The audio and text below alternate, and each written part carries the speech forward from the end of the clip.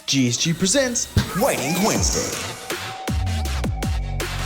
I'm Mark Sodon with GSG. Today we're here in Roselle, Illinois at M&R's headquarters. And I'm with Dave Zimmer. He's the product manager of the M&R companies. And Dave, we're standing in front of the COBRA TSE. What can you tell me about the TSE that makes it stand out amongst the other machines? Thanks, Mark. So the COBRA TSE is a further evolution of the original COBRA line. The COBRA was introduced about 4 years ago. It's the most successful new product introduction we've had in the history of the company. Sold over 400 machines in the space of 2 years. And the COBRA E and COBRA TSE, which is what we have here, build on that success and incorporate some new and exciting innovation. Okay. So the first thing that I would talk about is this tri-sync pallet arm. Okay. And so what this allows us to do is I can use the tri-sync pallet For registration. And that gives me better, tighter registration tolerance than even the original Tri-Lock. Oh, wow. And what that does is it makes the machine more compatible with our digital squeegee. Okay. So you're thinking of a COBRA TSE, it's available in 14, 16, and 18 colors, which is the sweet spot for our digital squeegee.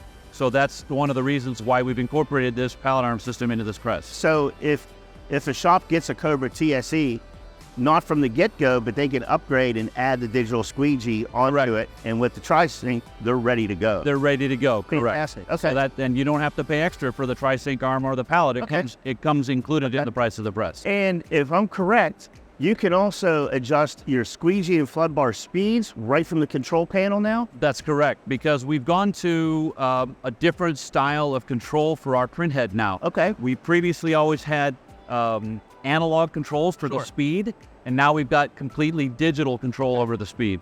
And what that allows me to do is I can go into this head speeds screen and I can adjust the speed of the squeegee and the flood bar right from the press's main control panel. So no more walking around. No more walking around number 8 to speed it up. That's correct. You can do that right from here. Great. So that means it's going to be easier for the operator when they set the machine up.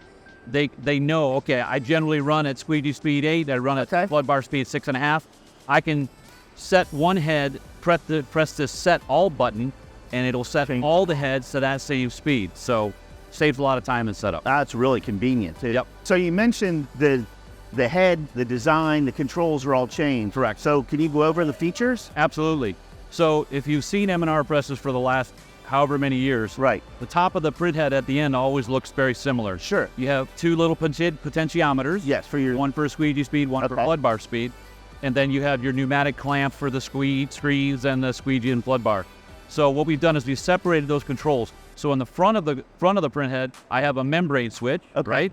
And the membrane switch allows me to set the squeegee and flood bar speed by pressing this button here.